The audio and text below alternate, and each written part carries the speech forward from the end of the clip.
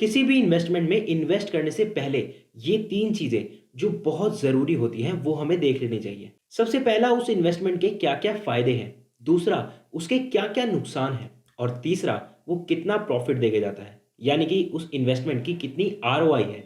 तो आरओआई की बात तो हम किसी और वीडियो में करेंगे, लेकिन आज इस वीडियो में रियल एस्टेट के फ़ायदे और नुकसान जानते हैं। तो जल्दी से अपने पेन और पेपर उठा लो क्योंकि हम इस वीडियो को स्टार्ट करने वाले हैं। सबसे पहले हम बात करते हैं रियल एस्टेट से होने वाले फायदों की। सबसे पहला रियल एस्टेट का फायदा यही है कि आप उससे एक स्टेबल कैश फ्लो जनरेट कर सकते हो। आप अपनी रियल एस्टेट इन्वेस्टमेंट से एक रेंटल इनकम जनरेट कर सकते हो, जो आपके इन्वेस्टमेंट पर रेगुलरली रिटर्न्स देता रहेगा।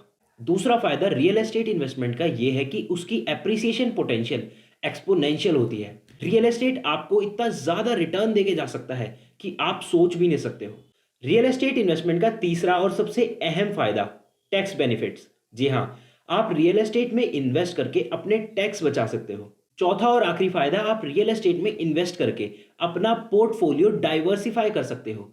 डाइवर्सिफिकेशन एक बहुत ही जरूरी पार्ट है आपकी इन्वेस्टिंग जर्नी का। आपके पोर्टफोलियो में मिक्स्ड एसेट्स होने की वजह से आपका रिस्क काफी हद तक कम हो जाता है और आप काफी बैलेंस तरीके से वेल्थ बिल्ड कर सकते हो। अब बात करते हैं रियल एस्टेट इन्वेस्टमेंट में कुछ लिमिटेशंस की। सबसे पहली लिमिटेशन जो रियल एस्टेट इन्वेस्टमेंट में होती है वो है इसकी हाई इनिशियल कॉस्ट। आपको रियल एस्टेट में इन्वेस्ट करने के लिए अपफ्रंट एक बहुत बड़ा अमाउंट चाहिए होता है, जो काफी सारे इन्वेस्टर्स के लिए बहुत मुश्किल होता है लाना।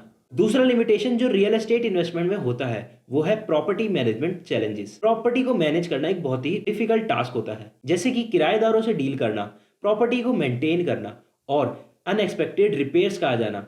ये एक बहुत ही टाइम कंज्यूमिंग और स्ट्रेसफुल काम हो सकता है।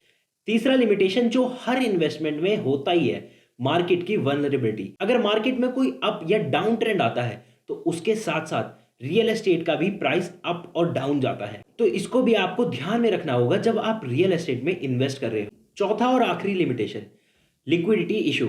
रियल एस्टेट मार्केट स्टॉक या बॉन्ड्स की तरह एक लिक्विड एसेट नहीं है। इसको बेचने के लिए आपको काफी ज्यादा टाइम के लिए वेट भी करना पड़ सकता है। तो ये थे कुछ फायदे और नुकसान रियल एस्टेट इन्वेस्टिंग के। अब आप अपने फाइनेंशियल गोल, रिस्क कैपेसिटी और इन्वेस्टमेंट स्ट्रेटेजी के हिसाब से ही इसमें इन्वेस्ट कीजिए।